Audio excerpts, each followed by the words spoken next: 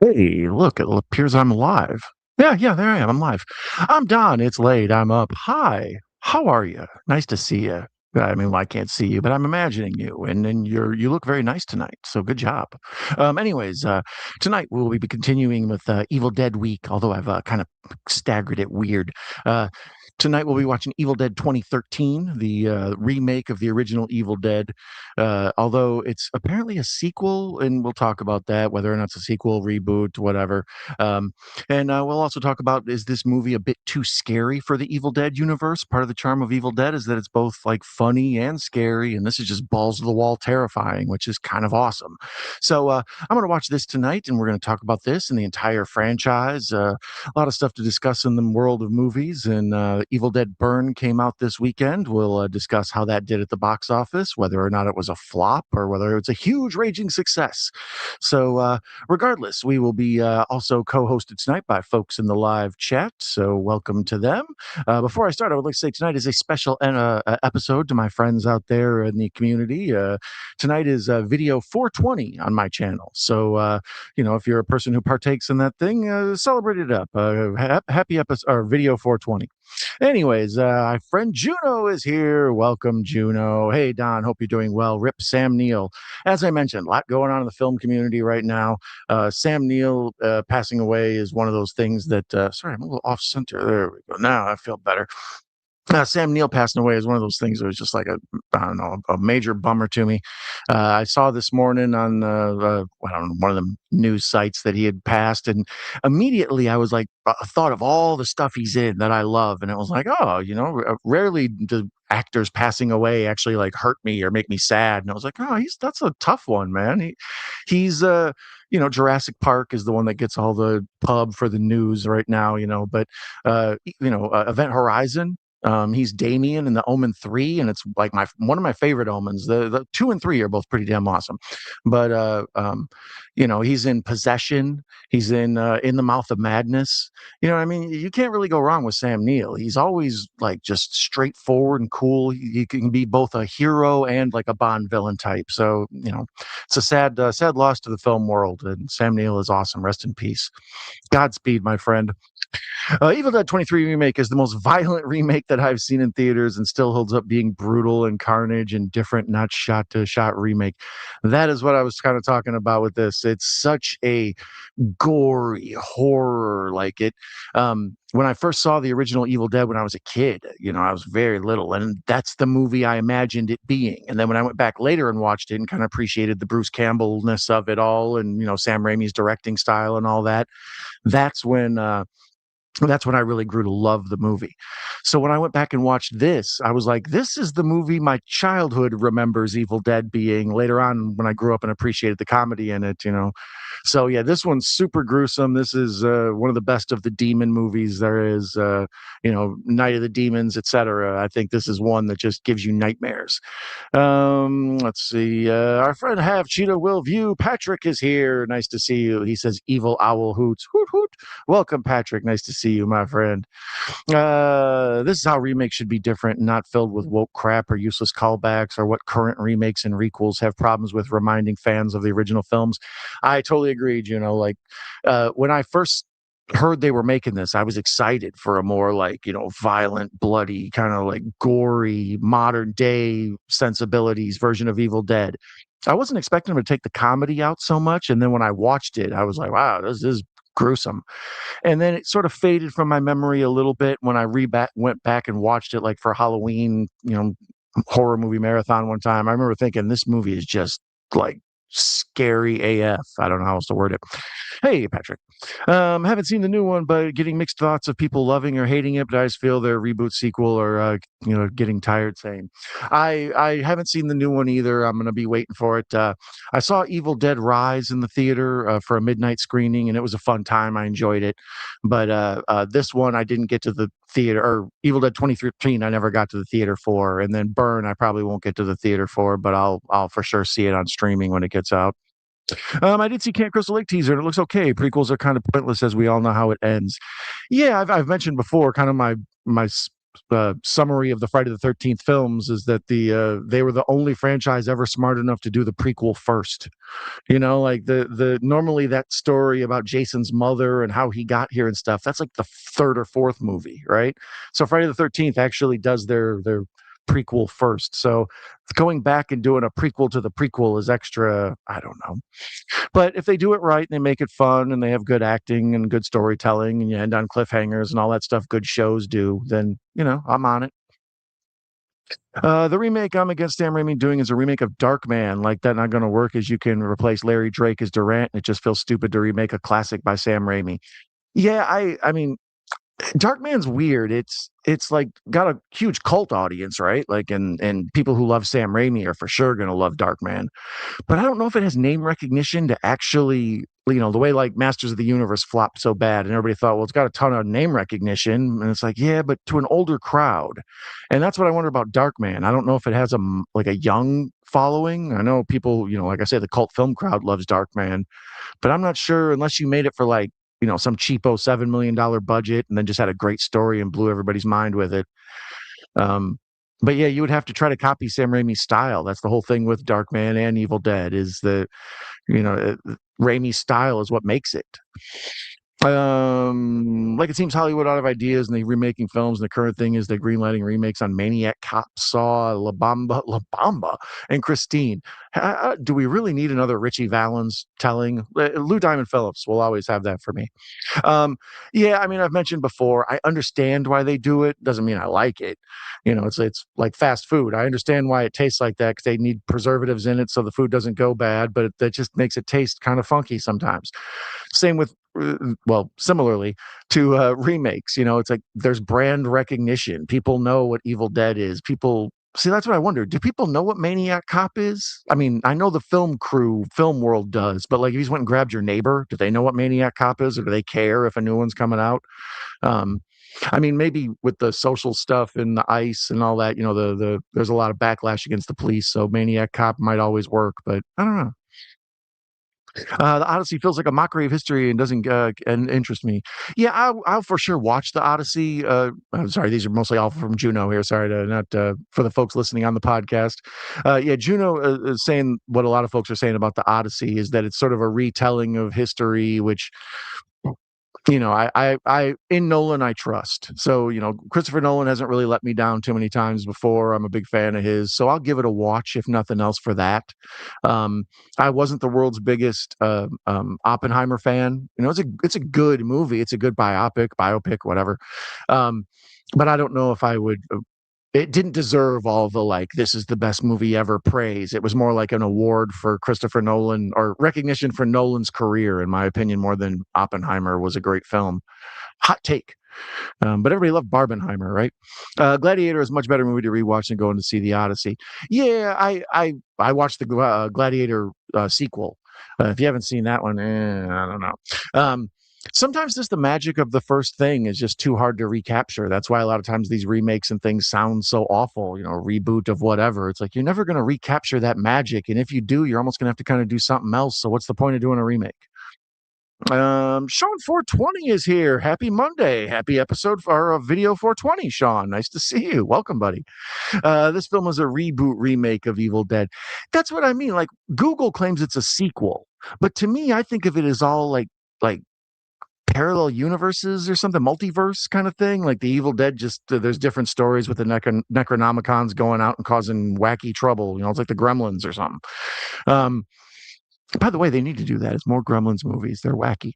Balls to the wall. You get it. Balls to the wall. That's the best way to describe this. I don't know who puts their balls on the wall, but those people are right. They're metal. The owl is into barn. Yes, I am. Speaking of into house, welcome Anthony Chabot does pop cultures and openings. By the way, I almost knocked over that light. How are you, buddy? By the way, you're up to 2024 in the memoirs, and his 43rd birthday is coming up in 1 year since his girlfriend passed away. Well, the girlfriend part is terrible. Congratulations on the memoirs. Good looking out on 43rd birthday. Congratulations, buddy. You holding it together well. Look at you. Look at sure. Let me pinch your little cheek there. Hold on, other side. There we go. There you go. Pinch your cheek. All righty. Let's see here. We're getting the return of Freddy. I saw that today in part of the news when I was looking up Sam Neill stuff. It's like, ooh, we're gonna try that again, are we? Um, That's another thing. I don't think you can recapture the magic of Robert Englund being Freddy. When they had Jackie, whatever, do it. I mean, I just did that movie was awful, but they tried to do their own thing with the face, and that sort of messed it up and all of that. So if they can pull it off, more power to them. I just know a lot of things like Hellraiser, the clips I've seen of that remake they did with the female Pinhead. It's just, yeah, I don't know. Sometimes you just can't recapture the magic of the right person in the right role for everything. Um, he says it was balls to the wall. I totally agree. I interviewed Shiloh Fernandez on 8 Questions with super nice guy. I mean, I was noticing him in the let's see, Shiloh Fernandez plays what's his name, right?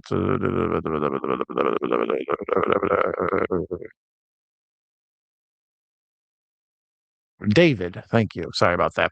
Um, yeah, as Patrick mentioned, our friend Patrick is a uh,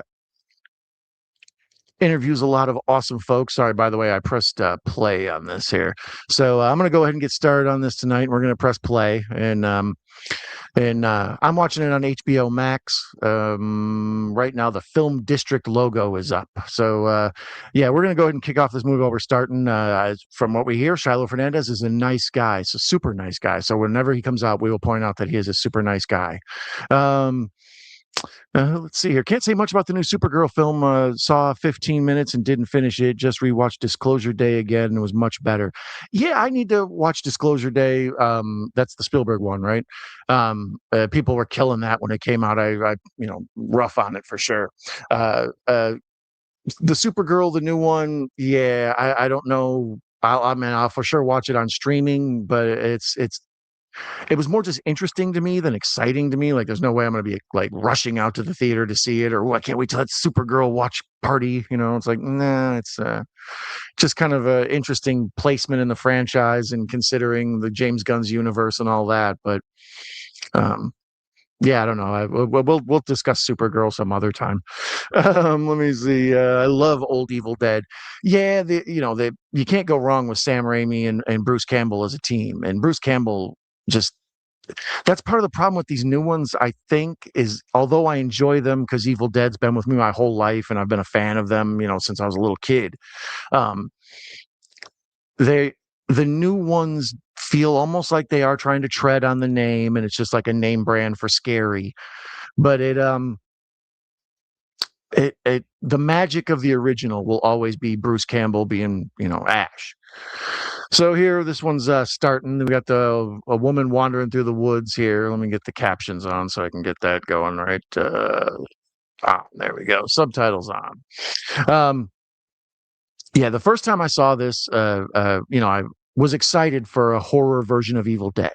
But one of the reasons I talk about what a I don't know what a bad job it is or how hard it is to be a good film critic is because it's your job to do it. So you have to watch these movies at screenings and stuff, right? So let's say you're having something going on with your life. You're having a bad day. You're sick. You had bad Mexican food the night before, whatever. And then you have to go to the theater and watch this movie so you can write your article and get it to get it published and all that. So you might be in a bad mood that day and your opinion of a movie isn't going to be great. So I often think, watching movies on your own terms helps, and how you enjoy them. So after all that rambling, my point is that when this one came out, this 2013 one, I had a lot going on in my life. So I was happy that it was a good, faithful, scary horror movie. But it didn't really like sync with me as being like, oh, this is great. I was like, oh, it's just really scary and it's cool. I'm glad they're doing Evil Dead stuff again, and just sort of moved on. And then, every Halloween I usually put on films and do some sort of a marathon type thing and, keep them like a playlist of just horror films running. And rewatching it again, I was taken back by just how straight up effing scary, how straight up sporking scary this movie is. Um, so yeah, right now we see that the woman who got captured in the woods and she's been drugged down into the cabin basement, the famous one from Evil Dead 2, well, 1 and 2, but primarily 2. And the people that are down there are just all freakish and ghoulish. Um, this also reminded me around well, a little bit earlier, but around this same era is when the remake of Hills Have Eyes came out. The uh, why am I drawing a blank on his name? Whatever. Alexander Aja. Thank you. That guy. When he did the remake of Hills Have Eyes, that was a genuinely scary, gruesome new take on it that works well also. And that's kind of how this just felt to me, but it didn't feel important. So going back and watching it later on, I really enjoyed it a lot more. So here he's got her tied to this stake, and then he pours this gasoline stuff on her. It looks like piss when he first does it. You're like, oh no, what are they doing? So it's they incorporate kind of this, witchcraft, Satanism cult thing into it that the original Bruce Campbell stuff never had. There's more of a backstory to all the horror. But even now, there's just early on in this movie, there's just already been so much gruesomeness. Her big cut on her face that's all bleeding and gross. What happened to the car? Which one? The Delta? Is that it? This is in this one, right? The Sam Raimi Delta 88 classic or whatever that's from Evil Dead 2 and Army of Darkness. I believe it was probably on Ash versus Evil Dead as well. Did you get to see the Ash? Juno says, "Did you get to see Ash versus Evil Dead show?" Don thought it was great. Yeah, that's one I only watched a couple episodes. I was watching it week to week as it came out because I was so excited for it, and I decided, all right, I'm going to put this on the shelf, and then when the season's done, I'll come back and watch it. And then it's like it always happens. It's like I kept putting it on the back burner, and then the whole show series ran. So now I need to go back and watch them all, because there's no waiting for the next season or whatever. So there they set her on fire and then blow her head off, and we get the big Evil Deads filling up the screen. They start off with this cool a drone shot, but they start off upside down. A lot of movies do that lately. I've noticed it in a bunch. It's jarring and disorienting right from start, and then it also sort of transitions well into that sort of Shining thing. I just watched Return to Silent Hill the other night, and they did the same exact thing in there. Disclosure Day looks good. Yeah, people, if that's the Spielberg one, right? That's what I'm thinking about. People killed it when it came out. They were saying how pretentious and self-indulgent and blah blah blah. But when you go back to like Close Encounters of the Third Kind and E.T. and War of the Worlds and all that, Spielberg is. I mean, it's an alien movie, right? Isn't it about whatever? So to me, that it looked to me to be akin to like Arrival. Is that I don't know for folks who've seen it. Is that something similar? But yeah, it's one of those I'll eventually get to, but I wasn't jazzed about. Yeah, it's not a bad movie, Patrick. Much better than Backrooms. Backrooms, I'm curious about. I'll watch that when it gets on streaming for sure. When I asked my brother-in-law what the hell Backrooms was, and he started explaining this big long thing about Reddit or whatever, I already lost it. I didn't care. So, so here we see my man Shiloh, who was a very nice guy, David in this movie. He's a super nice guy. Let me shut off some of these windows. I got a hell of a computer making noises. Like, wow, very frustrated with me. So here we see the folks arriving at the cabin, and it's right away you can tell it's a different story. It's not the Ash and his girlfriend arriving and trying to cross the bridge and meeting the damn redneck people and all that. Shut down that. There. Okay, that's better. All right. Now maybe my computer won't be whistling at us the entire time we're watching the show. Um, so yeah, there's the Delta 88, the classic. It's parked. It's an abandoned car under the tree, and they do this cool shot where this girl's sitting there like writing poetry or whatever, smoking a cigarette, and they pan back and the light pulls through the tree, and you kind of see right away the audience knows like, okay, this is a different Evil Dead, but at the same time, it's the same Evil Dead. Um, Patrick says Backrooms is the worst film this year. It's cleaning up at the box office. I presumed it was mostly word of mouth, or is that just all like creepy pasta crowd, or what is that's causing all that money it's making? Backrooms and Obsession are like the two that are really blowing up at the theater. Speaking of blowing up at the theater, the one that isn't blowing up at the theater is Evil Dead Burn. I think it was projected to have something like a $28 million opening compared, like that's what Evil Dead Rise and some of the other things did. And last time I checked, it didn't even wasn't even in the top three. It got beat by Moana, Minions and Monsters, and Toy Story 5. So basically a bunch of kids movies. But that usually doesn't happen. Kids movies and horror are the strongest things at the box office right now. So it finished fourth. It made $13.7 million the first weekend. So obviously, I mean, not even half of what people thought it was going to make. Um, so I did check though, and on Letterboxd, it's currently. Oh wait a minute, wait a minute, wrong one. Evil Dead Burn. Last time I checked, the reviews were all like doing good. 6.8 on IMDb, 3.5 on Letterboxd, and 71% on Rotten Tomatoes. So it's doing poorly at the theater, but I kind of feel if there was ever a movie that might have a really strong second weekend, which, nowadays isn't that common, I'm hoping Evil Dead Burn gets enough word of mouth that next week it makes 15 million, which would still be a bit of a disappointment, but at least it would be an interesting spike. So here they kind of explain the backstory of this one, the original plot of this compared to Bruce Campbell acting the fool and fighting deer and himself in the mirror and everything. These folks go to this cabin, and it's the cabin, or at least a replica of it, looks exactly like it, in Tennessee. And they're going there to detox their friend from heroin. They need to get away from her being able to call her dealer and go through the withdrawals and not have anywhere to run to and stuff. So there's already an element of like uneasiness, and there's going to be people sweating and throwing up and stuff. The train spotting stuff. So we know that's already coming, but then we know the horror is going to be on top of all that. And this time they brought a dog. My God. Are you a Friday the 13th fan? Do you have a favorite entry? Yes, I am. And welcome, Clarkness77. Nice to see you.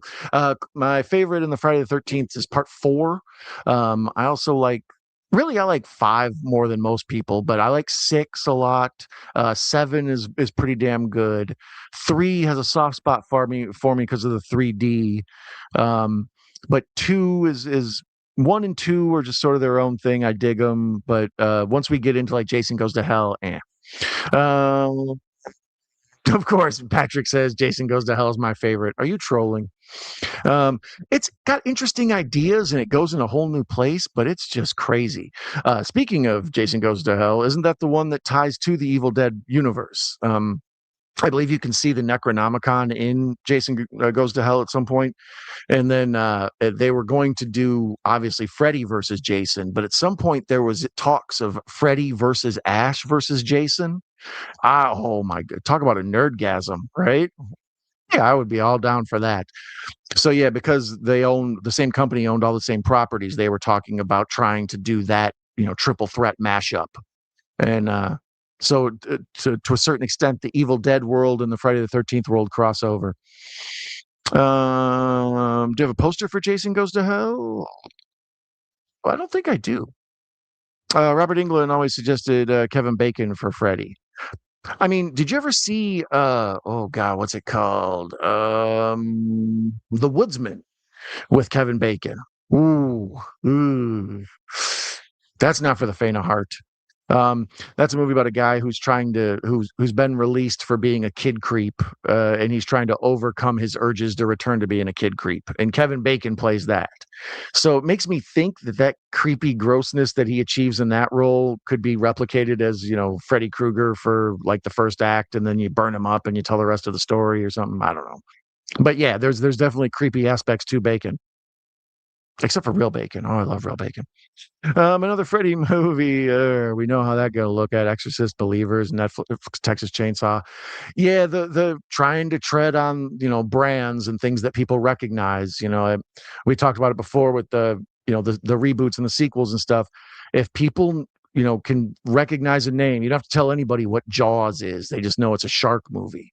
So like they should never remake Jaws, but at the same time, they're going to because you don't have to teach the audience anything. They just know as soon as they hear new Jaws movies coming out, they don't have to see a trailer, don't need a poster. They just know shark movie. Jane Levy is a babe. Uh, I'm a happily married man. I can't comment on that, but I guess sure. Have a fun stream, Dom. Thank you, Patrick. I appreciate you dropping by, buddy. Tonight is an extra late one. We started at 2 o'clock Eastern time, a little after, and it's currently 2:27 a.m. Timestamp for the movie is at 13:56, 57, 58. I'm watching this one on HBO Max because they own all the Evil Dead everything. The whole catalog appears to be there. Um, Clarkness says the opening to this movie was great. Yeah, was that which Raimi? Ted Raimi? It looked like, or was it Ivan? I get him confused. I think it's Ted. Um, and I like the start of this whole thing with the witch burning thing in the basement, and then we jump into these young folks going, and it's not the usual. We're going to go to a cabin and get our sex on for the weekend. Let's all do drugs. It's the opposite of that. It's like everybody's depressed and sort of in a mood, and they're arguing, and they're going to be not doing drugs. So it turns the genre on its head with its ideas, which is cool. Uh, I'll tear out your soul, Daddy. That's foreplay if I've ever heard it. Good night to the chat. Good night, Patrick. You sleep well, buddy. Say hi to Paladin for me. Not a big fan of Evil Dead Rise, but I'll see the new one when it's streaming.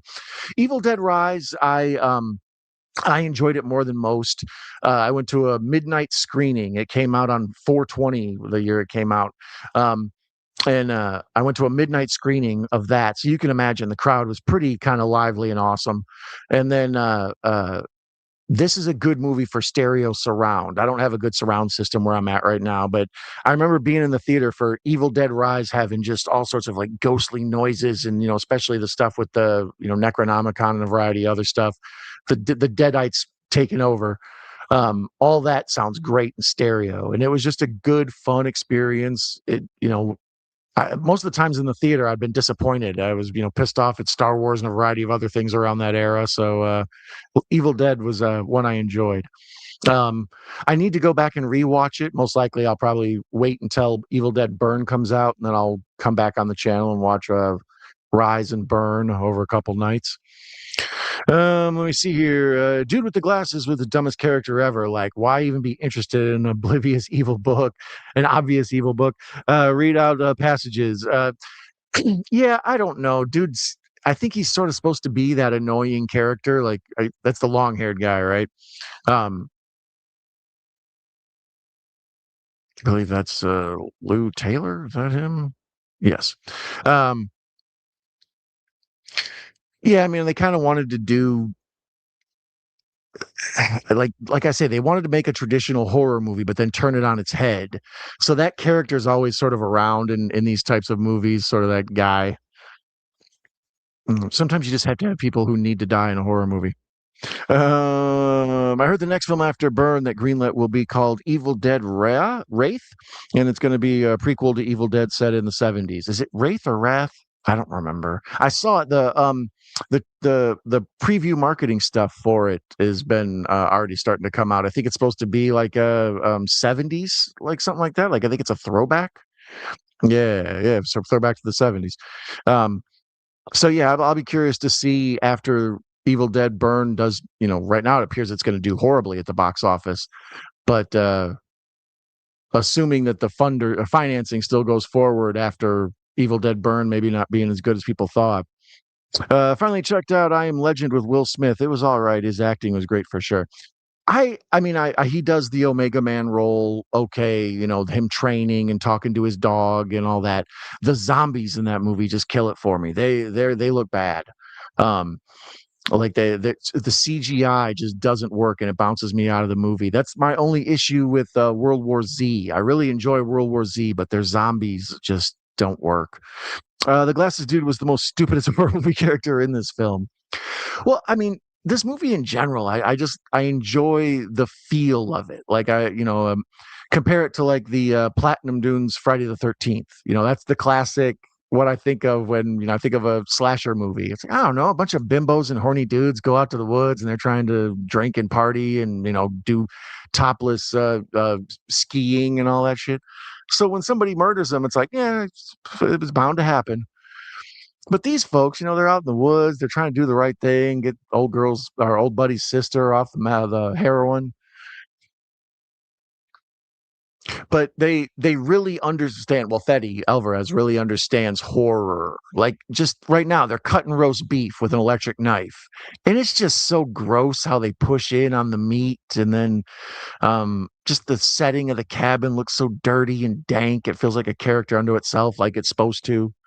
You know, the rain, the heavy duty rain in the daytime. That's not really something that's a big part of the other Evil Deads. Not like it is in this. At one point, I think just it start raining blood or something like that's part of the charm of this movie. It's like as gory can be. Russell is here. Evening down in chat. Welcome, Russell. Sam Raimi car in all his movies. Yeah, I think I even saw it in Send Help. Wasn't Send Help, right? I recently watched that. I remember it's Uncle Ben's car in Spider-Man. Um, yeah, I had mentioned before the way Alfred Hitchcock or M. Night Shyamalan often put his own, there's a cameo of themselves in the movie somewhere. Sam Raimi puts his car instead of himself in there. And so every movie of his you watch, you got to keep out for the Delta Classic. Obsession was so good. Please see ASAP. Yeah, Clarkness has been pushing the Obsession on me, but the whole world has been. That one's been a big deal. And it's interesting to me because Obsession, from everything I've seen about it, kind of feels tonally like Possession, which is I referred to earlier when we were talking about the passing of Sam Neill. If you haven't seen Possession, find that one and check it out. That's a great horror movie. Um, so here he opens up the Necronomicon. It's all wrapped up in garbage bags and barbed wire, but he still feels the need to cut it open and look because you're right, this dude is an idiot. And when he opens it up and goes through it, and he just sees all the stuff written in blood and just the evil curses and the goat heads and everything. It takes it the next level beyond the traditional old school Necronomicon. And there, his dumbass got cut and bled on the pages. Do I have these captions on? I don't see one. Subtitles. Oh, why are you being a problem? Haha, there we go. Finally. That's the great thing about this movie. It almost works as a silent film because it's just everything going on is just basic to look at. Like, okay, these folks are here, and then oh god, here comes evil. Kunda. Juno says Obsession wasn't my cup of tea, but Backrooms really bored me. See, that's what I was wondering about with Backrooms. From when I was told what it was about, it didn't sound interesting to me. But then I saw how it was doing at the box office, and I was like, well, apparently it must be a thing people are loving. But that same crowd also really turned out for Five Nights at Freddy's 2. Like that was a bit of a success at the box office and Five Nights at Freddy's 1. But in particular 2, like it was tracking low and it did well at the theaters, much better than expected. And that's because of the internet, video game crowd, the Reddit crowd, the people who aren't traditionally being marketed to. But which is why I'm partly surprised that Evil Dead Burn did so bad at the box office. Right now, I believe if the numbers are correct, it did worse on the first weekend than Lee Cronin's The Mummy. Lee Cronin's the guy that directed Evil Dead Rise. So the dude who did the movie before this, his sort of rip-off Evil Dead movie made more money than an Evil Dead movie. That's sort of shocking to me. Obsession made more at the box office in its third week, first movie to do so since E.T. That's what I was talking about for this. Very rarely does a movie there. Part of the way you should track success at the box office is what it is the first week. Does it meet projections? What does it do for box compared to its budget, etc. And then how big of a dip does it take from week to week? And if your movie takes a small dip in the second week, it's considered, the theater owners get excited and they maybe consider extending and how long it's going to be in theaters because it seems like it's got legs. Um, but movies very rarely go up unless they're like small independent movies, or sometimes they release stuff for like a limited theaters, 100 theaters, and then the week after that it opens in 3,000 or whatever. But very rarely does a film go up in its second weekend. But when you only make 13 million, it's almost like, I mean, I don't know. It's not like Moana and Toy Story and all them stole money from Evil Dead. It was supposed to be alternative programming for folks who were sick of the family stuff. It seems that small budget movies are kicking big studio movies' asses, like they took down Supergirl and Mandalorian Grogu. I think that's partly also just a problem of not catering to the right audience. The Star Wars crowd used to be guaranteed. That was guaranteed money. That's why Disney bought it, because it was just printing cash. So when they burnt up that whole property and messed it up, and now it has way less returns. I mean, granted, they made back their 6 billion or whatever it was, 4 billion, whatever they paid Lucas for it. I think it was 4 billion. They already made that back with all the stuff they've had. So even if they want to sell Star Wars now, they're already into the profit on owning it. But they've devalued the property bad, and I think that's what a lot of things like Supergirl, the comic book movie, superhero fatigue is very real. People just are sick of them. I still enjoy a good superhero movie, but the mass ticket buying audience at large does not. All right, so the girl trying to detox from heroin flips out and tries to escape, and she tries to steal the car and ends up crashing it in the swamp.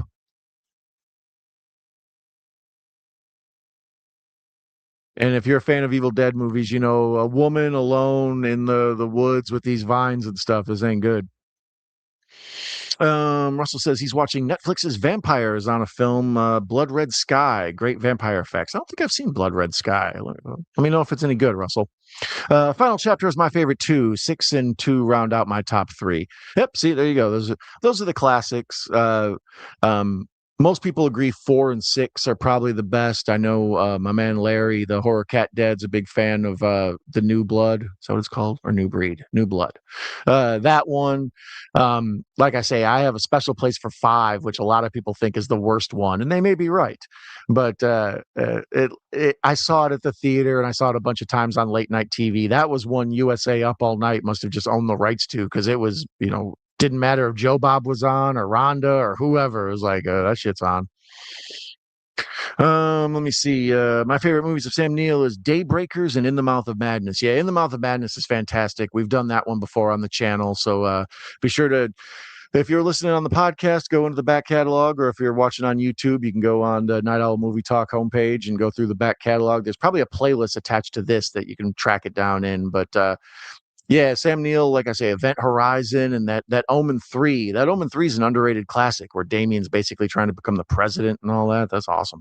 Love the original as well. The first one, yeah, we watched that on the channel. We've watched part 4 on the channel. I need to get to part 6. And then for sure, sometime part 7 with my guy Larry. Love small budget films. Yeah, me too. That's kind of the thing. When you make a movie for $200 million, it better be good. It better look good. It better have a good story, because you paid the best screenwriters in the world to come in and re-edit it. So here, as I'm rambling on about what's wrong with Hollywood and everything, this woman's being attacked by these vines and she's getting pulled in. And, like I say, if you're familiar with Evil Dead, you kind of know what's going to happen with her and these vines. But the effects in this are much better than the original. The vine stuff, obviously, the stop motion isn't as herky jerky, and it's somehow more desperate and scary because it goes on longer. Anyways, I love small budget films. Yes, as I say, if you spend a bunch of a bunch of money on a movie, it better look great. But then if you only have 4 million, which is laughable, it's like, oh, you only had $4 million. What will you ever do? You poor charity case. But you only got 4 million to make your movie for, and you make it look like a $50 million movie, or something. If you can get quality filmmaking for a low price, you'll always work in Hollywood, and your stuff will always be interesting, because less likely you're going to lose money on it. So anything good for a low budget will always get extra credit from me. I'll give it a little half an extra point on the star rating or something, because they're working with a handicap, right? So the vines are now going up her legs and up her skirt, and yeah, enough with that discussion. But yeah, it's terrifying. Except in this case, it goes up and disappears, right? And then that's when we see her go to the yellow eyes and the deadite face. There's a theory that Jason is a deadite. That's interesting. That's interesting. I'd be interested in getting to that. Have Daybreakers on DVD. I don't think I've seen Daybreakers. Oh, is that the one about the vampires and the trying to get off of blood? Is that one? Is it supposed to be Freddy versus Jason versus Ash before they changed it to Freddy versus Jason? Campbell said in the Q&A he got the call for the role and he was ready, but they declined him, and the film was up for it. Yeah, I mean that's the rumor. I think there's maybe comic books like that. That's often the case when there's these cool properties of cult classic stuff. I think there's maybe some Ash meets everybody under the known universe type comics out there, but yeah, I would obviously love to see that movie. It's a little late now because we would need Bruce. You got to have Bruce Campbell to do it. His reaction to Freddy and or Jason, and then Jason trying to be all quippy, and Ash kind of rolling his eyes. It's kind of lame, buddy. Let me see. I think this director later did "Don't Breathe," which I thought was great.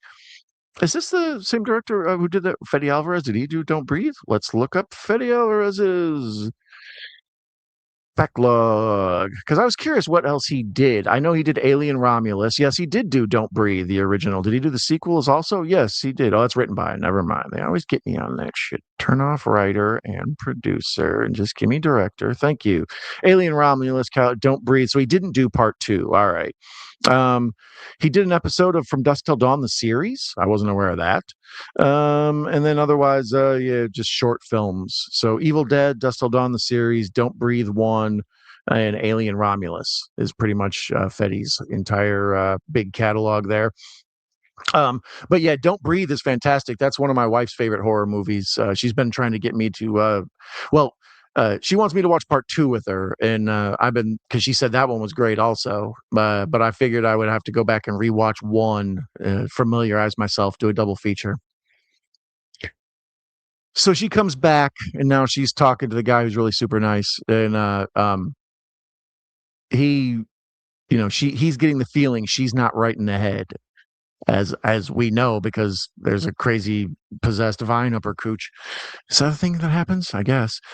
This would be a cool film. Harry Ward, My Bloody Valentine versus the Prowler. I'd be interested in that. I'm a sucker. Ever since Kong versus Godzilla, I'm always down the original, not the moderns.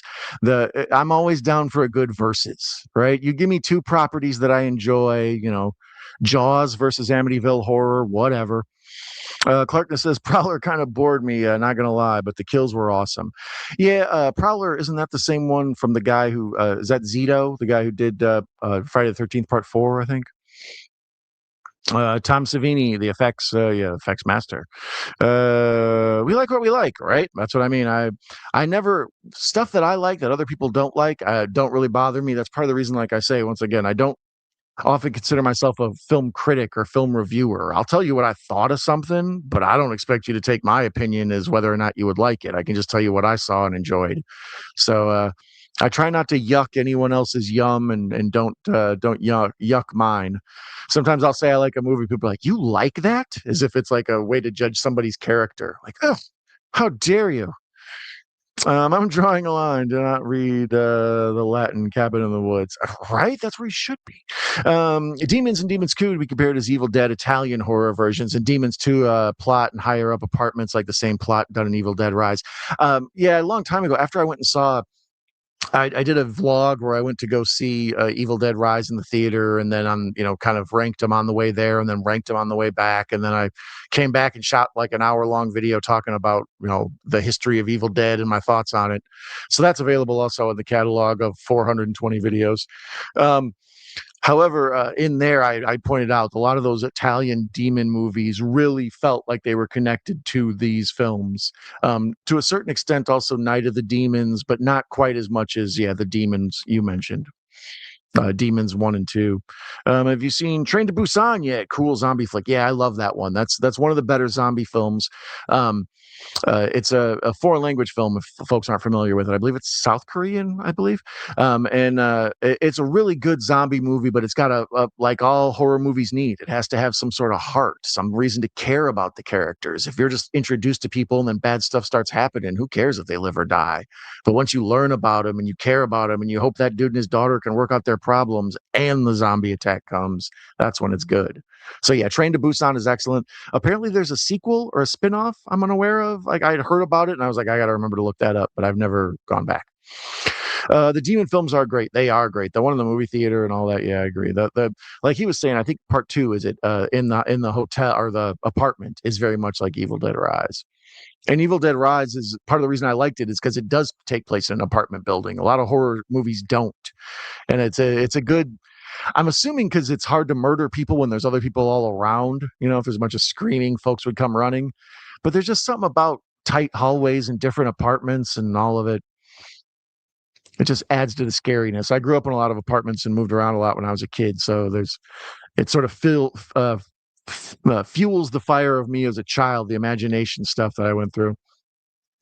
That's weird. I just watched Demons last night. It was pretty good. Love the theater setting. Yeah, there you go. The rain sequence is insane. I still say this film was more improvement over Rise.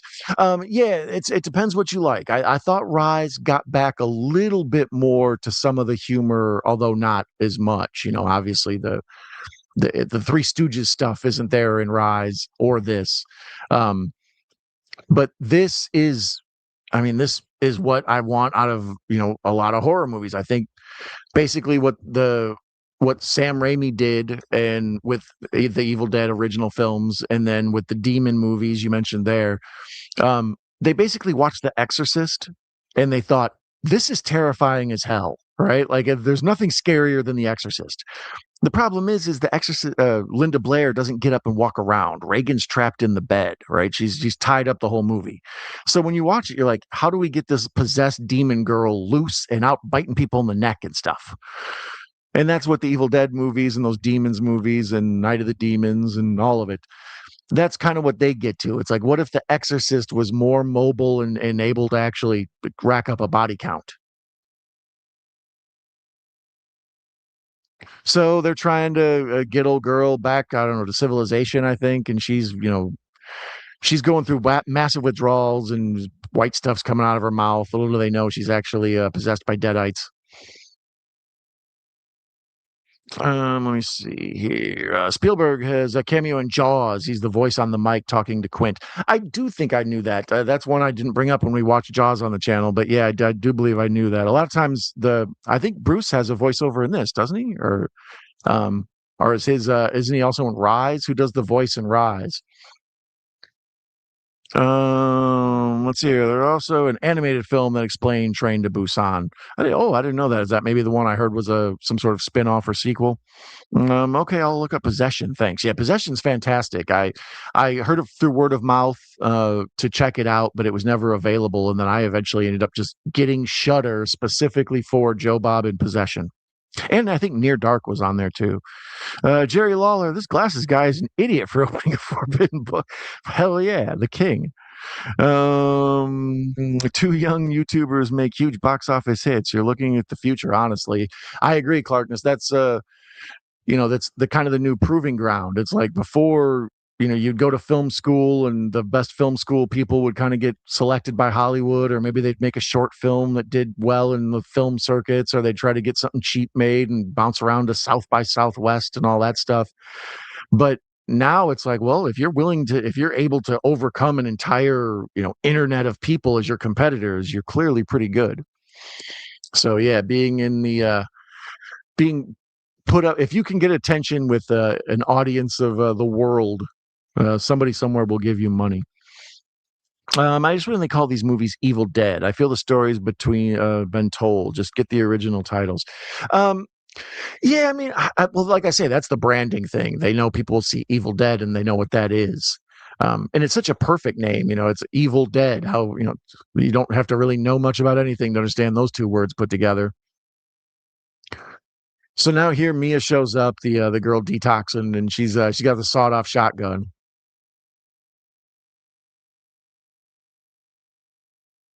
and she shoots her brother in the shoulder. And here comes the camera, the Sam Raimi cam, the push in. It looks like the old shot where they put the camera on a board and put it on a motorcycle and just drove the camera right up into the house. They basically did the same thing. There, they probably did it with a drone or something. Let me see. I agree, Clark. But see, they did kind of do that though. Like I said, the Lee Cronin's The Mummy is apparently very similar to Evil Dead. I haven't seen it yet. It's been on my to-do list, but that's what everybody says. It's like if you like Evil Dead, you'll like it. Let me see here. New Beginning is good, but you compare it to the others, it's a bit lower on my list. Um, oh, sorry, there's the part where she pins her down and she just starts vomiting blood into her face, and it's a total geyser. And in the original Evil Dead, when stuff happens like that, it's very comedic and slapsticky, like, but there it looks almost like it looks real. You feel the gore more than you feel the comedy. And she's just covered in blood and chunks, and oh my God. Yeah, for the rest of the movie, you'll be seeing me like make lots of faces as I look over at the screen because this is one of the like just goriest, grossest, scary horror movies. I mentioned when we were watching Evil Dead or Army of Darkness, um, that if I had to pick a movie that's like, well, what's a movie that would just scare pretty much anybody? It's like this. The Exorcist. If you're not religious, maybe it don't get you as much now because it's a little bit older. But I feel like this would scare most level-headed people. It's just got a lot of wow in it. My favorite are Jason X, Jason Lives, The New Blood, 3D, and Freddy versus Jason. So you like the Grindhouse ones, the Jason X and 3D, and yeah. Um, Freddy versus Jason, obviously, I'm a big fan of the versus anything. So Freddy versus Jason was another one I was all pumped for, but it was I'd like to see more. Um, I'm all for anything mashup. Give me Chucky versus Pinhead. I can't hear. Not listening. Oh, was I giving plot spoilers? Backstory: Mother with baby gets attacked and bitten by a vampire in Blood Red Sky. Okay, so the what do you call it? Blade, right? The invite was great. Welcome, Stacy, acres of movies. Yeah, I remember you saying the invite was great. I saw something the other day talking about what a good movie it was and people should check it out. And I remember you mentioning it was one that should be seen. So I will give the invite a look. So now the house is starting to come alive. Uh, the people in it are sort of running into invisible walls, and we see doors closing. And as I mentioned, the part of the cabin is a character in this movie, and if, any of the Evil Dead stuff in the cabin. So we see another one getting dead-eyed. Another one bites the dust. What's better, Darkman or Quick and the Dead? I need to revisit Quick and the Dead. I saw it once, but that was before I really totally got Sam Raimi. Like I knew it was a cowboy movie with Leonardo DiCaprio and all this, right? A gunslinger movie. Um, so I need to go back and watch it. Sharon Stone, I think, is in it. Um, to appreciate the Raiminess of it, because I think the first time I saw it, I didn't really understand his style and what to look for. Um, but Darkman, yeah, that's kind of quintessential Raimi. Evil Dead 2 and Darkman are the most Sam Raimi movies to me. I know Spider-Man is sort of his calling card, but when I think of his style and what he's trying to do with his movies, yeah, those are the two that really come to mind. Sam Neill's excels in Memoirs of an Invisible Man. Oh, Stacy, the only champion of the Memoirs of an Invisible Man. Isn't he the bad guy in that one? I need to go back and revisit that one. I remember not liking it, and then whenever I would go through John Carpenter movies and I would see that one, I just sort of like make a face and not get to it. But I should be fair and give it another try as with a more discerning eye. Darkman. Hi Russell, how's it going? So Russell's on the team Darkman. The Man with the Screaming Brain with Bruce Campbell was funny. If I've seen that one. He's in so many super low budget sci-fi channel, made for TV, everything. Like he's a working actor, boy. My man's in a lot of stuff. I love the eyes on the Evil Dead 2 poster. Yeah, that's extra spooky. It's just a skull. If you've never seen it before, it's a skull, but then there's just two regular human eyeballs in the skull. And it's just extra, like, it draws you in. So there's where she's got the what is it, broken glass, and she's cutting her face open. She's like cut her cheek, and like, and dude slips on the blood and cracks his head on the toilet, or his like hip on the toilet and falls on the ground, and he's like rolling around holding his head and his hip as he's trapped in the bathroom with his deadite. It's just straight terrifying. But it's this dude with the glasses we've been bitching about the whole time, so it's kind of like you've been asking for it. And she got the crazy dead-eyed eyes. So now we're on our oh yeah, here's where she takes the syringe and repeatedly stabs him in the eye through his glasses. I mean, it's just, and it's done in that herky jerky, like House on Haunted Hill, shaky kind of like edit cut thing. So it looks like, and the lights in the bathroom are flickering. So there's sort of a strobing effect too. And then here's where old buddy has to dig the needle out of his own eye. This is just, yeah, they try to do everything gross and unsettling they could think of in this movie, and they do a damn good job of it. So here's where he bashes her head in with what, the broken piece of the toilet on the top, the toilet tank, kind of a la True Romance. Eyes look like dog resting. They do look a little bit like them. Do you like the Insidious movies? I do enjoy the Insidious movies. I think I've only seen up through three. Is that I believe there's more of them than that, right? I never saw like the Red Door or whatever it was called. Um, but yeah, I enjoy those. Those and the Conjuring movies sort of get intertwined in my mind because they feel very similar films. But yeah, I do enjoy the Insidious movies. The new Paul Giamatti Julianne Moore movie, The Debut, looks great. I'm not familiar with it. I love Paul Giamatti and Julianne Moore, so uh, when we were watching uh, what is it, the Hannibal, the sequel to Silence of the Lambs, I remember just thinking, like, Jodie Foster is such a hard person to replace, that Julianne Moore is like, perfect for it. She's one of the few actresses who's believably, like, tough to pull off the role, but also vulnerable enough and stuff. So yeah, she's fantastic. Unless you're gonna get Meryl Streep or something, yeah, Julianne Moore's fantastic. Um, Only saw the original Acres. I liked it. I haven't checked the sequels yet. For Insidious, I'm assuming. Insidious films were okay. I thought you might like them, Russell, because isn't that the one with the soundtrack in the first one has tiptoe through the tulips with Tiny Tim, and I know you're a big, isn't he in that Boneyard movie you like? I think. See, I bring it all back for Russell.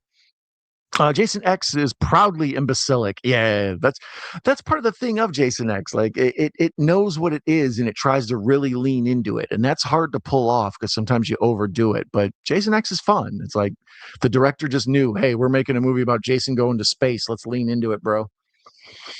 Speaking of leaning into it, let me sit back a little bit, give my butt a rest. There, thank you. Let's see here. Remember in Weapons, dude just pukes out black slime all over his partner? Yeah, exactly. That's what it reminded me of here. Just uh like the Monty Python Black Knight kind of, like, just geyser of blood, except instead of laughing at how absurd it is, you just get blasted in the face with it. Seth Rogen's best performance in what, The Invite? Freddy versus Jason was a blown opportunity. Yeah, I had hoped for more from it, but it was aight. It's, on one hand, I can't expect too much from Freddy versus Jason, but I mean, if you let your imagination run wild, you can come up with some fun stuff too that could have happened. It could have been so much better. Yeah, that's kind of what I mean. The Nick Offerman, Jacob Tremblay movie Sovereign from last year was underrated. A really good drama. Nick Offerman was great in that. Also, Dennis Quaid and Martha Plimpton and Nancy Travis. Martha Plimpton's, I haven't seen her in a minute. I always enjoy her work. Like, she had a period there in the '80s and stuff where she was around a lot, and then since then she rarely turns up as much, I should say. But yeah, she's a uh, do a deep dive on Martha Plimpton out there, movie heads. Deadites Driving School, Crash Test Dummies team up movie. I'm interested in that. So here, Mia's trapped in the basement. The old, what's name, Henrietta or whatever. The old, the basement from classic Evil Dead, the one where the Hills Have Eyes posters down there and ripped. And her friend starts going down there, questioning, like, "Are you going to be okay?" Thinking she's just detoxing, not realizing that when you're detoxing, your pupils don't turn yellow and you don't start, like, drooling green bile and shit. Nothing worse than trying to get detoxed by a bunch of dummies. Tarantino's Inglorious Bastards is a remake, which inspired him to make this film, or make his film. Oh, the Inglorious Bastards is a remake. Okay, yeah.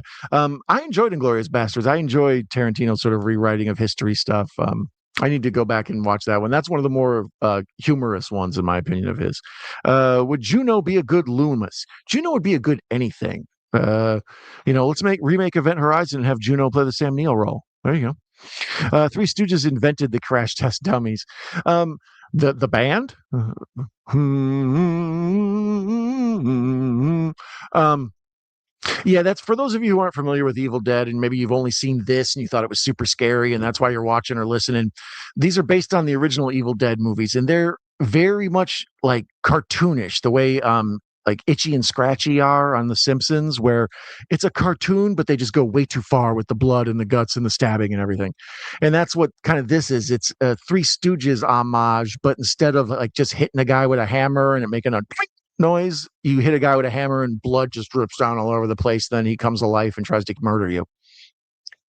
So here, Mia, the detox heroin lady's eating her friend, and not in a experimental kind of a way, like a serious, you're gonna get eaten, buddy. And there she licks the knife and splits her tongue with the knife. That's just not since getting stabbed in the Achilles with the pencil has Evil Dead made me cringe as much as her cutting her tongue open with that knife. There you go. There was an honest reaction for you. Juno said no one cares about Jessica Lange or Sandra Bullock. Not sure what he was basing that on. He may be a bit confused.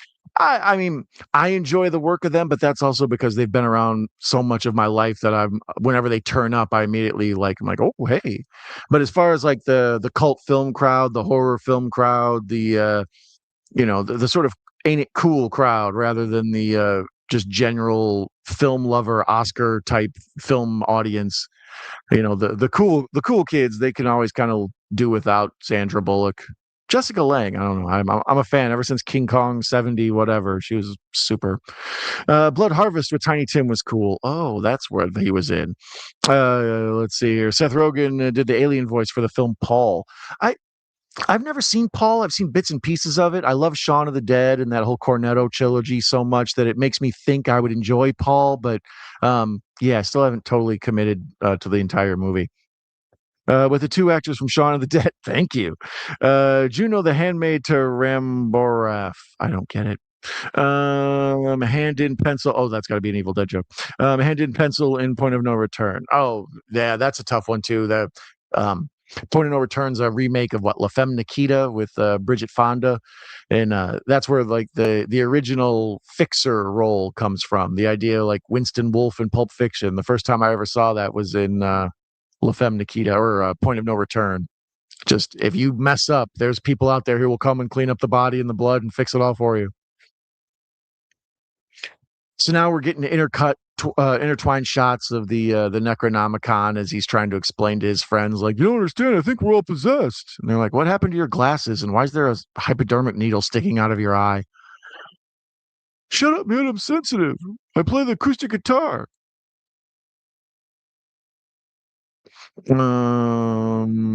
Russell says cutting the tongue is funny. Ooh, ooh. You take that back. You ever like back in the day? I rarely ever have to mail anything, but before I remember you'd have to like lick the envelope, and every time you get the like paper cut on your tongue, that alone is enough to just be like. So to watch somebody take a knife and do the snake split tongue thing to themselves, horrific.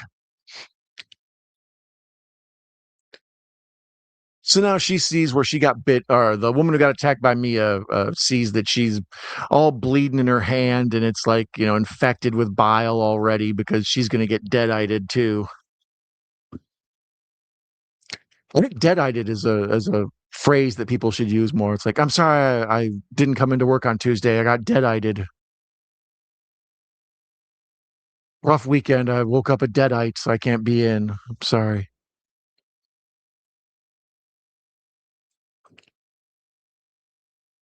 And then here's where, yeah, Glasses Man starts explaining because he has glasses, so obviously he's the smart one.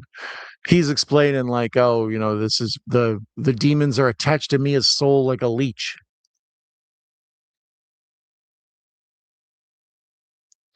I remember, like I say, kind of my journey with the Evil Dead movies. The first Evil Dead movie I ever saw, the original, I first saw it on trailers at the beginning of VHS tapes, of the movies back in the early 80s. And some of the imagery was just like horrifying. So I remember finally manning up when I was like 8 or 9 or whatever, and I was going to watch Evil Dead. And it was scary as hell and terrified me and it did give me nightmares, but it made me like just creeped out, and some of the scenes, especially, incredibly memorable. I didn't get any of the humor from it as a child. So then later on, I watched Evil Dead 2, and I thought it was very similar to Evil Dead 1, just better, but I still didn't recognize the comedy in it because I was a child. And then I remember Army of Darkness. I thought it was fun and okay. It was kind of silly. It felt like, a lot of those horror movies of that era, like Phantasm and stuff, end up going into like bizarre adventures in the desert and stuff. So it just felt natural for Army of Darkness to have that plot and go on that big medieval whatever crusade. So by the time I was in my early 20s and I went back and watched Evil Dead, that's when I realized, oh, these are hilarious. They're both comedy, the slapstick is blended with horror.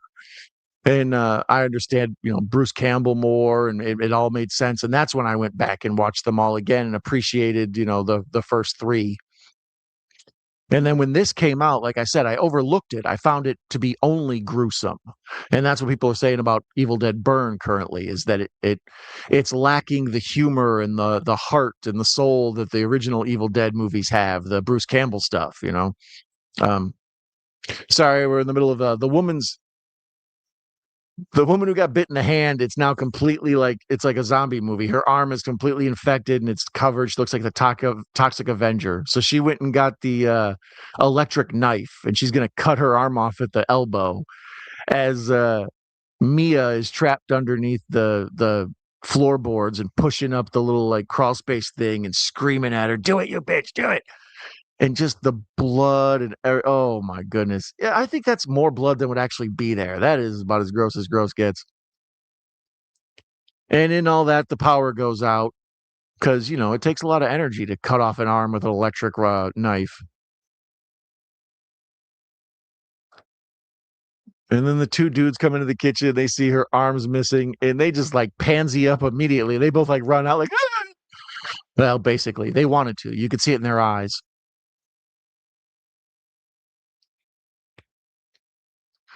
What's scarier? What's her name's Henrietta, right? Isn't that the name of the lady in the basement in the first one? Or the second one, I mean? Yeah, Henrietta. Henrietta Noby. Yeah, thank you. I was making sure. Sometimes it's late and I get these things confused. Who do you think's scarier, Mia from this one or Henrietta of the whole swallow your soul, all that? Do you think that's scarier, or do you think Mia? Because they put those. Um, let's see if I can find it here. I think I have a picture of her. Image file picture. Yeah, this. Look at that. That's terrifying. That is terrifying, right? Like, I'll swallow your soul is classic. And, her with chained up and trying to, like this has with the chains and the crawl space and everything. But she's just, I don't know. I think she's scarier. I think it's very possibly she's scarier. Let's remove that and go back to there. Hello, I see Mr. Bones is here. Sup? I just rewatched this the other night because I watched Burn on LM, so I was gonna watch this and Rise. Only made it like 20 minutes into Rise. Had you seen Rise before, or like was it a rewatch, or was it the first time? And this is on Look Movie then. Okay, so that's a thought. I may check it out. Um, yeah, this one out of all of them, I remember being the scariest, and that's been the reviews of Evil Dead Burn, is that it's so scary that it's lacking the comedy and the silliness that you sort of need for an Evil Dead movie. Um, I don't know. Like I say, in my mind, the movie I saw as a child was this. It was horrifying, and it gave it just gore and nightmare fuel. And then later on, I wisened up and realized it was silly. So to actually give it that horror treatment, I dig it. That's part of the reason this movie works for me. In my opinion, one of the at least top 10 scariest horror movies. I like other movies. I like 10 other horror movies way better than this. But as far as just tone of movie and like leave you in your house kind of scared to go into a dark room sort of movie, this is a damn good one. Um, let's see here. Stacy requests Evil Dead Wall Street, and I am totally in on it. We just watched American Psycho the other night. Speaking of tying all this together, so yeah, that's a version of that. Um, Stacy says hi, Bones. Folks are saying hi to Bones. Yes, I seen Rise. I was going to watch my physical, but it was in the AM. I can't bring it in like you, right? I know exactly. Um, okay, so old girl who cut her arm off. Now she's full deadite, and she's got a what, a nail gun, which is a word no one ever wants to hear. It's like, well, she's missing an arm, and she's a full deadite, and she's got a nail gun.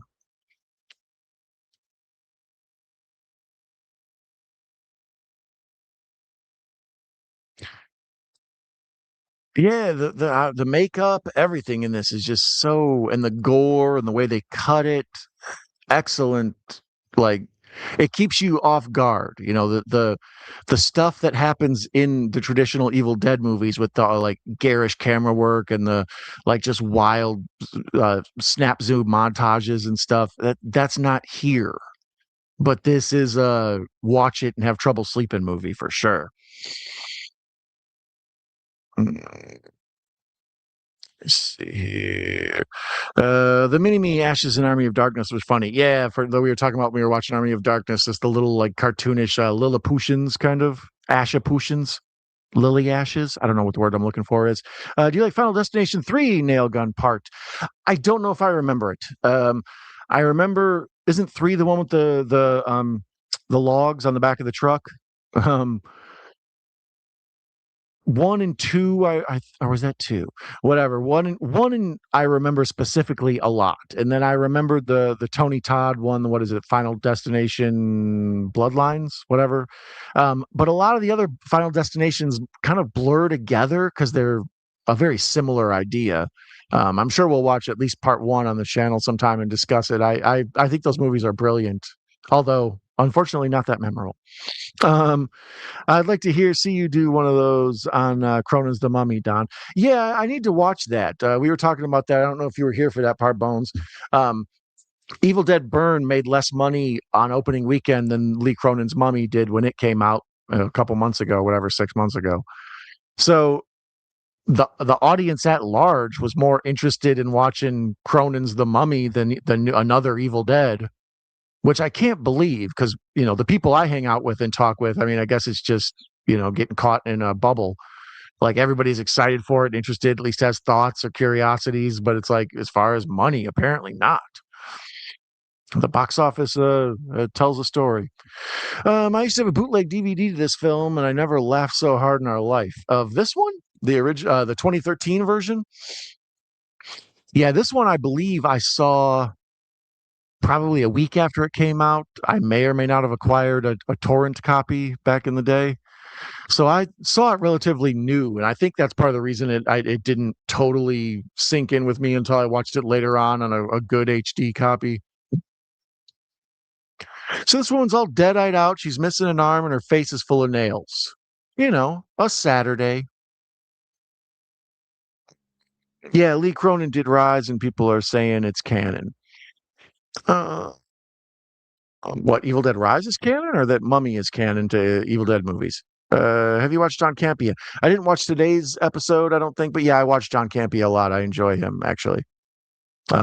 He's a fun guy. Three is a roller coaster nail gun part at the hardware shop. Okay, still drawing a blank. Is three the one with the girls in the tanning bed? That's the problem. Those murders, they're fun because they teach you in real life to just look at everything. Like, I'm gonna step on this carpet and knock over that stool, and it's gonna fall and knock that lamp over and burn that wall, and I'm gonna die in a fire. So as the horror of a obsessive compulsive person more than like the fear of shadows. A normal horror movie, it's like late at night, you hear a creak in the floor in the hallway, and you're like, uh-oh. But with a movie like Final Destination, you're like, I turned this knife and it was sitting edge out on the counter, and I walked by and was like, that's total Final Destination shit. I got to fix that. All right, so now it's pouring rain outside, and dude's getting ready to burn down the cabin, or at least try to. I don't know. I just can't connect. I mean, Obviously you connect it to the other Evil Dead movies. It's an Evil Dead movie, but it doesn't feel like it's in the same universe as the Ash movies or even as Evil Dead Rise. Like they don't feel like they take place in the same worlds. I guess the logic I was going with is that the Necronomicon has a couple different versions or has gotten around or keeps the voice of it keeps passing around and stuff. But just seems more like a cash in on the title of Evil Dead.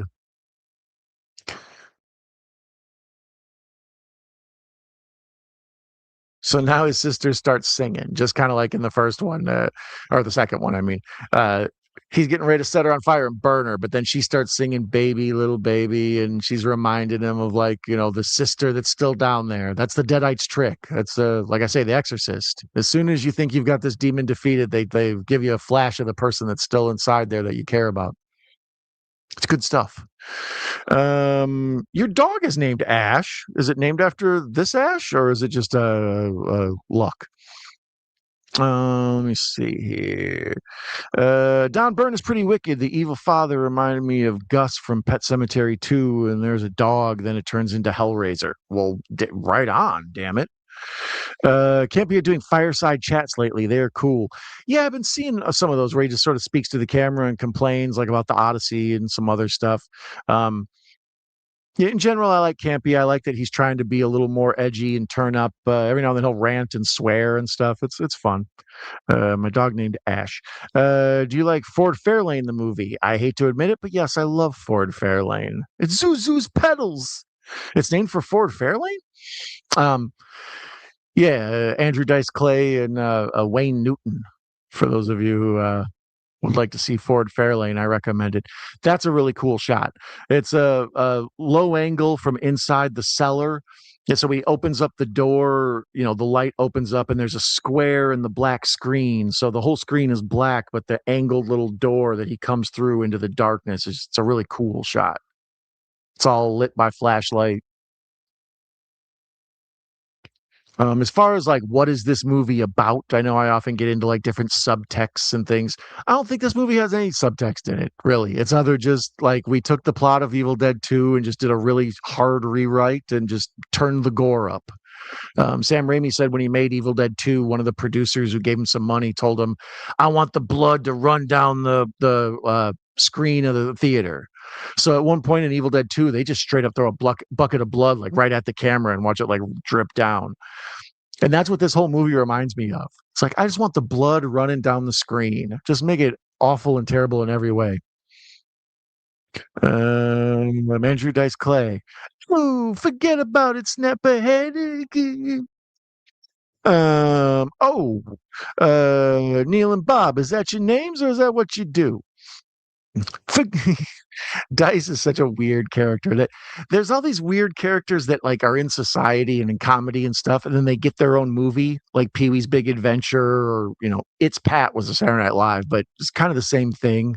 Um, Elvira, Andrew Dice Clay. It's like there's these people who are just sort of characters in the world. Carrot Top has a movie, Chairman of the Board. Um, they're as an interesting thing. It's like let's try to make a movie out of this.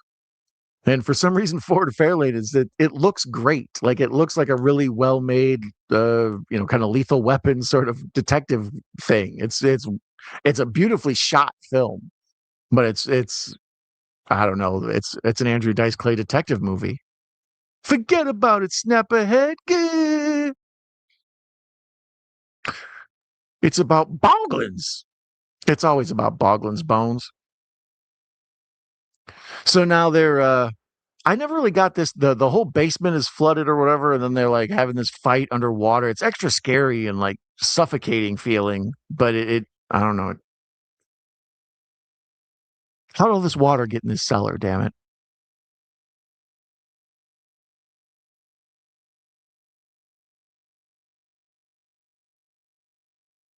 And long hair glasses guy has saved the day, except he's got the electric knife stuffed stuck in his stomach.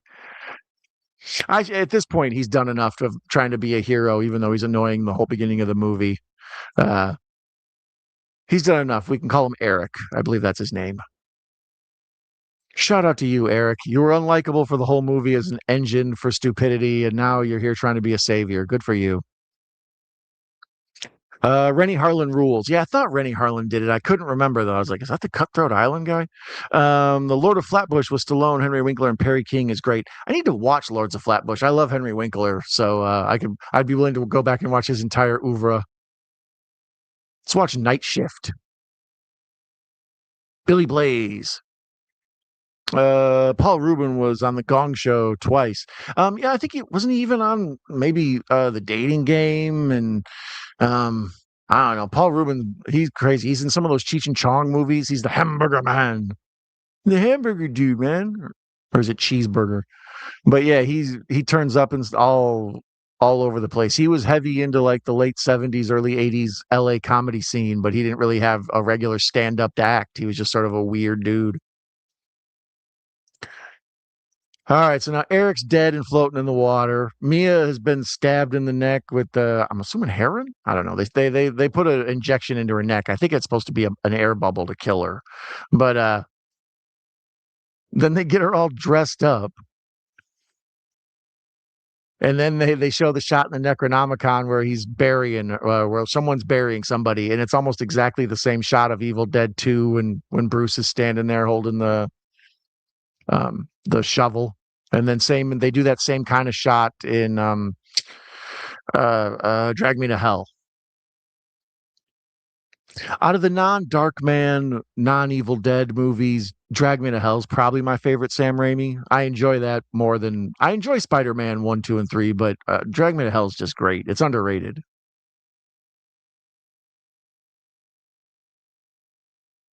So now here he's trying to bury his sister and she's begging him for help just to mess with him because that's what they do. We got 21 minutes left. We're an hour and 10 in. I didn't realize this was only an hour and a half. That's cool.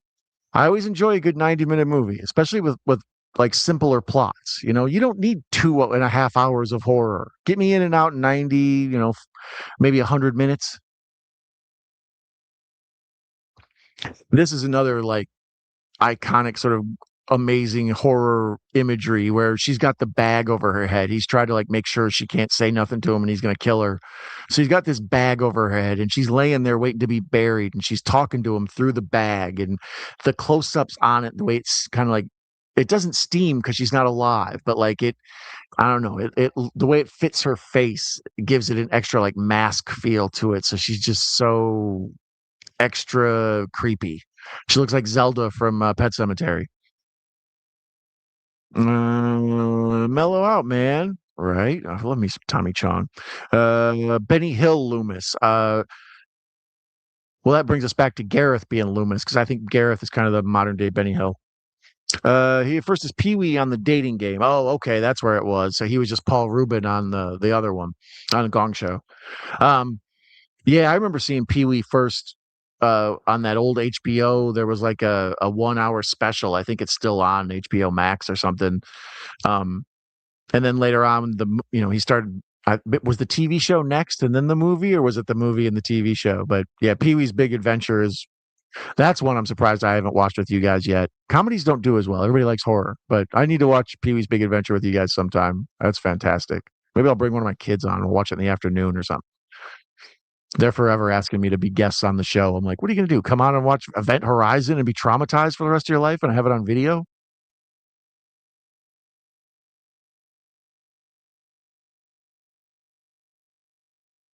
So here he's going through this whole thing where he's trying to bury her and it's extra scary and awful. And she keeps talking to him.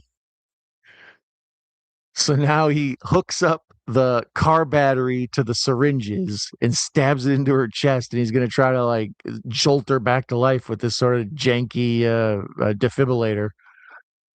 Clear.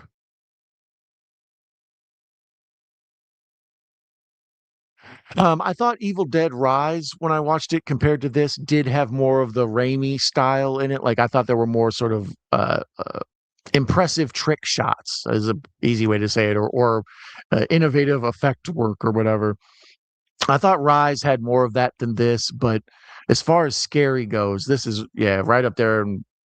one of my top 10 scariest, just unsettling movies. That's a good word for it. It's hard to just sit peacefully and watch this. At some point, something's going to happen to make you go, ooh.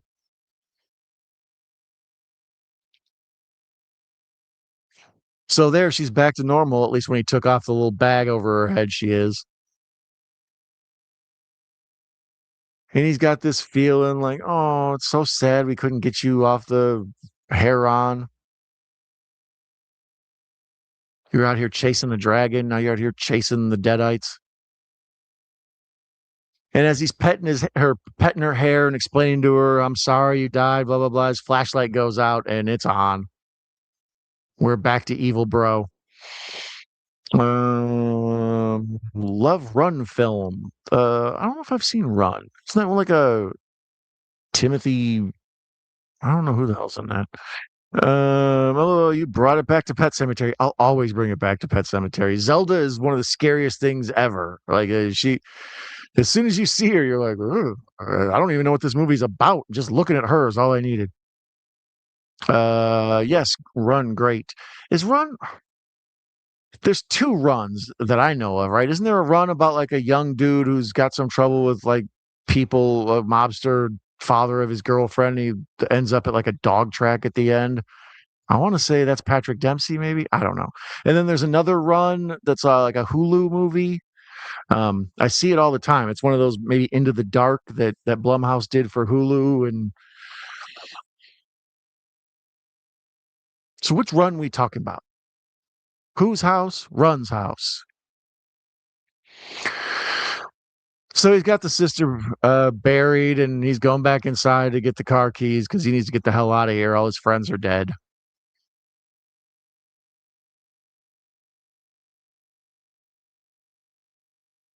And he sees a picture of all of them together, and he gets all nostalgic about it and shit. And that's your downfall. You can never get nostalgic when you're fighting the undead. And his buddy Eric comes back, and he's a deadite and stabs him in the neck. What's he hit him with? A hole puncher? He stabbed some kind of weird metal into his neck.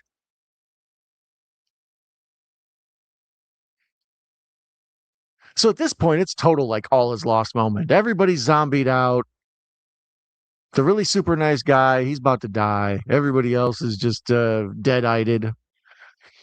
But you do notice that the main dude is wearing the blue shirt. The same one I wore for Army of Darkness, the ash shirt. The ash shirt. Nice ash shirt. That shirt looks like ash. Um. So yeah, here he tells his sister like, "Oh, okay, here, take the keys and go."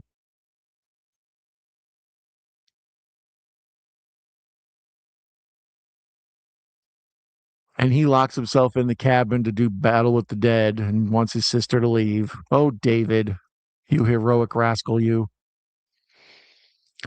And Eric is full on, like the bearded creep, dipshit, pansy guy with the glasses. He's really paying off as being a problem.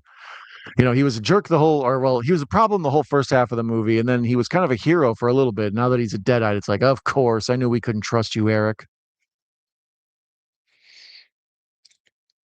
But instead, he pulls out the shotgun and shoots the big thing of gasoline, and the whole house has already been covered in gas, so the cabin just explodes in big fire. And we see her backing away, free from Heron, watching the cabin burning, holding her belly because who knows what crawled up in there with them vines.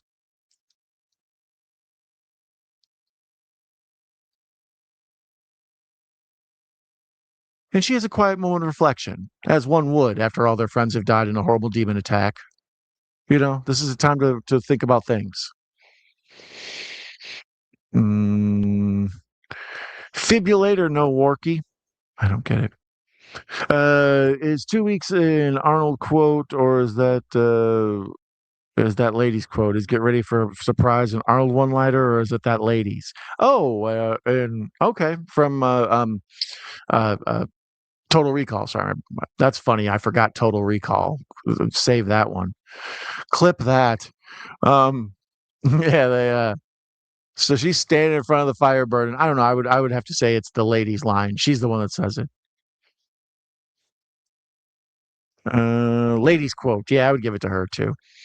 Your crew run, run, run. Your crew run, run. I know you sick of this name brand Nichols with. Nice ass shirt, right? Have you seen Twilight Zone '80s TV program? I mean, probably not the whole series run, but I believe I watched them week to week back then. But there's been so many incarnations of the Twilight Zone that I don't know if I know the difference between them all. Like I believe there was one in the '80s, '90s, and then I don't know if there was one in the thousands. But then Jordan Peele did one in the teens, or was that the '20s? But yeah, there's I believe the '80s one is the one I recall. I think it was a CBS show, maybe. There was a lot of anthology stuff back then. There were the Amazing Stories and the reboot of Alfred Hitchcock Presents and Ray Bradbury Theater and The Hitchhiker and Tales from the Crypt and the the '80s had hella anthology series. A lot of good ones too. Okay, so she's crawling into the hole where she was attacked by the vines earlier. She's got the crimson mask. She looks like one of the sheep herders wrestling in the 1980s. And they later became the Bushwhackers for those of you wrestling fans out there. Um, so she crawls out of the hole with all the vines and survives. She's got the red sacrificial witch dress on. Girl, you asking to get burnt up. And there she sees it's raining. I think this is what I was talking about. I remember it's like I think it's straight up like raining blood. And she reaches over for this machete, like she's gonna protect herself with a machete, and then she looks up and sees the chainsaw. Which brings it back around. There's just enough little, like, I don't know, tributes, homage, whatever, nuggets, Easter eggs, whatever that you want to call it. Um, just to make it feel like it's in the Evil Dead world, but it is also its own thing. So there she is. Mia's back looking scary as hell. Come here, you bitch. Or I was calling old girl in the red dress Mia. It's not Mia. She's what's her name?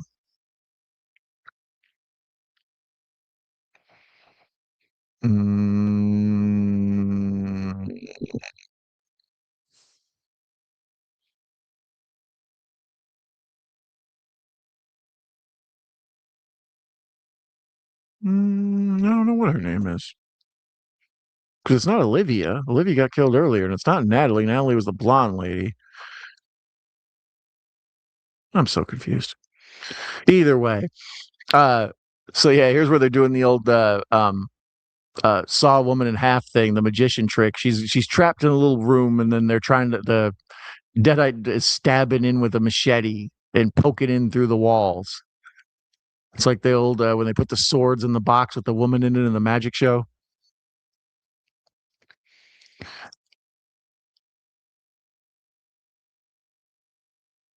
So who's this? Is this Eric again?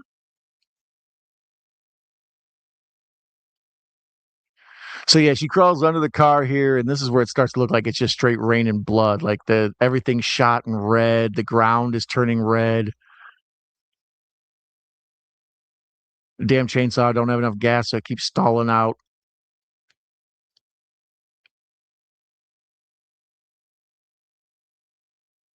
And there it is. The like I say, the callback, the Evil Dead stuff. There, instead of the pencil in the ankle, they go chainsaw, cut off the foot. And then this woman picks up a whole Jeep with one hand. They just don't make cars like they used to. You got to get that steel, not that cheap fiberglass stuff. So now there's a damn Jeep trapped on her car, on her arm, and she's caught there like old boy in 127 hours. Is that James Franco played that role? I think. Greg Brewer's here. Hey, I've been missing some chats. Let's say what's up here. Greg Brewer says, "Hi, everybody. Welcome, Greg. Nice to see you, my friend." Russell Madison says, "I grew up with the Twilight Zone OG." Yeah, that's one of my first loves of crazy storytelling is the old Rod Serling Twilight Zone and the old black and white Alfred Hitchcock Presents. So any of those '80s anthology stuff, I was already a mark for.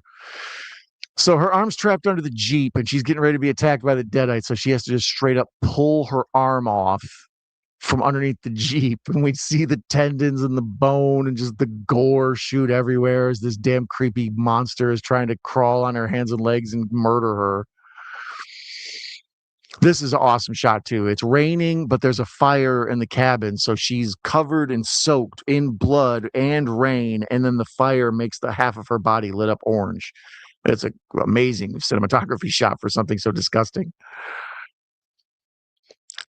And there she says, "I will feast on your soul," instead of "I'll swallow your soul." Feast on this motherfucker. And she puts the chainsaw in her mouth and cuts her whole head, and just blood goes everywhere. This is the closest to the Sam Raimi stuff because it's so grotesque and bloody that it's absurd, but it's amazing. And they do a good job with the like I say, the look of it with the fire behind it and the rain. It's all like glowing and shiny and reflective. It looks amazing. And she just straight up cut her upper torso in half. Yeah, see, this is what I mean. I don't think there's any normal citizen who could watch this and not be scared or weirded out or grossed out or something. The hardcore horror heads can enjoy it, but your average Joe, this one will F you up. Greg says, seen this in the theaters just one time and don't remember much about it. Yeah, I discussed that earlier with my viewing of it. The first time I saw it, I remembered how much I enjoyed the full, turned up horror of it. But then when I went back and watched it later, I appreciated it way more. And now it's on my list of scary movies for people to watch if they're looking for something unsettling and creepy. This and Requiem for a Dream. Um, People at the video. I used to run video stores, and people would get so mad. They'd be like, "What's the scariest movie you've ever seen?" I'd be like, "Requiem for a Dream," and they'd rent it and then come back and bring it. And they're like, "This isn't scary." I was like, "Then you ain't living the right life." I wondered who that was too. Is it an evil version of Mia or the girl that got burnt alive at the beginning? That's what I was thinking. I thought it was old girl who got burnt alive from the beginning after you said it, but then I was going through the IMDb credits and I couldn't get it because I'm you introduced me a character with brown hair who's about a similar age. They introduce another woman with brown hair who's a similar age. It's like my brain's going to start losing people. That's what I say. I like diversity in films, not because like I'm some political activist. It's easier to keep track of people. The redheaded guy, the fat lady, the guy with the weird hair, all of it. Just and then we see one last shot of the Necronomicon as it ends, and you can see the picture in the end is the one that I used for it's in the thumbnail for this, and it's the one they use on the poster for most of the marketing.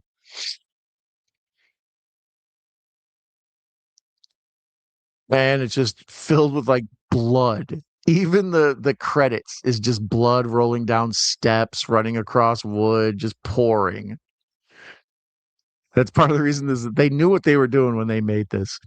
Rank the Dirty Harry movies 1 to 5. Ooh, I'd have to go back and review them all, like at least at the titles and try to remember them because I often think of like Sudden Impact. Is that a Dirty Harry movie or is that a fake Dirty Harry movie?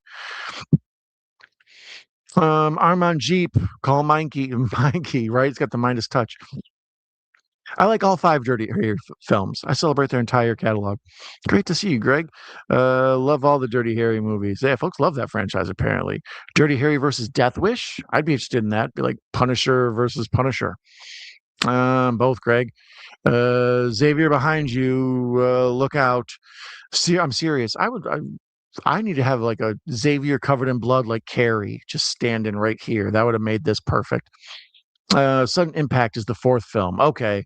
And then wasn't there another one? Tightrope? Is that the one that's the fake one? And then I remember the Deadpool. That's one with Jim Carrey's cameo, and it introduces the idea of a Deadpool into people's consciousness, and that becomes like a real thing.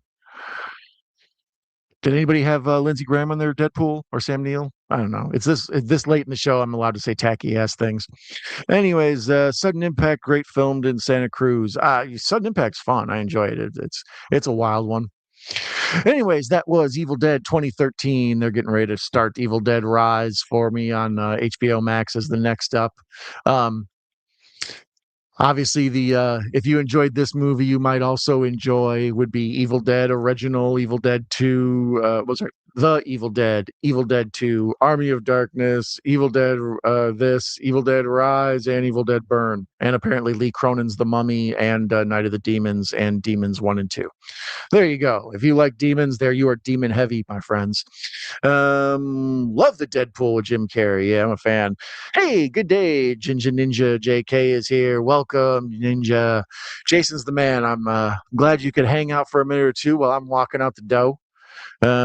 See, he says, "Am I fashionably late?" You are, but that's stylish, and you can always watch the replay. 42135. See, the first one is the one with like the Zodiac killer, right? Is that the first Dirty Harry? And I don't know. That's what I mean. I'd have to review them all and get my plot lines in order. It's like the Final Destinations. They all start to muddle together. Watch The Mummy. I am Ginger. That's our Ginger. Jesus. I am Bones. That's on my list of ones to watch. I was going to watch it the other night, and we ended up watching There's Something Wrong with the Children, the Blumhouse movie from like the 2023 or something. It's not bad. I recommend it. I mean, I don't know if everybody would like it. It's a fun horror movie about people's fear of having kids, but it's decent. I liked it. Greg says Dirty Harry, Magnum Force, Enforcer, Sudden Impact, and the Deadpool. Okay, yeah. See, is the Enforcer? That's the first one, right? That's the whatever, or is Dirty Harry the first one? I always thought Dirty Harry was the second one. Or is Magnum Force? See, that's what I mean. I need to be more up on my Dirty Harry, but you can never go wrong with Clint. Good day, Bruce. Ginger is going to join mine in Hobbs stable. Oh, awesome. I'm down with that. You guys going to start off some sort of like, what do you call it? What was the Adam Cole's group? The Undisputed or whatever. Undisputed Era. That'll be you guys. And it is undisputed that you guys are all amazing and awesome, and I love you very much. Thank you for being here. It's 3:43 in the morning Tampa time, so I'm going to take my silly ass to bed. I appreciate you joining me and sharing your thoughts with me on the Evil Dead franchise. Be sure to either leave in the comments or the chat what's your favorite Evil Dead of all time. I recently held a poll on the channel, and Army of Darkness was a runaway leader. I would have thought that Evil Dead 2 would have won, but what do I know? Anyways, Bones says, yep, they are going to be like the Undisputed Era. Take care. I think you guys be more like the Freebirds. Greg says, take care. You take care, group too, Greg. You need to drop by more. Hang out, brother. Have a terrific day. I will, hopefully. And Night of the Demons, Demons 1 and 2 on YouTube down so I can watch with you. Please do. Anyways, all of you out there have a good Evil Dead day, Evil Dead night, and Evil Dead week. Is that a thing people have? Anyways, I wish all of you green grass and high tides forever. And he's going to be in the Boglin era. I'm going to be honest, 23 is edging to be my favorite. Ooh, Jason, look at you. Stacy says Evil Dead 2. All right, that's a good, perfect place to end it. The good, different, diverse opinions. I like it. Anyways, all of you out there, you have a wonderful night and green grass and high tides forever. Adios, amigos. Bye bye.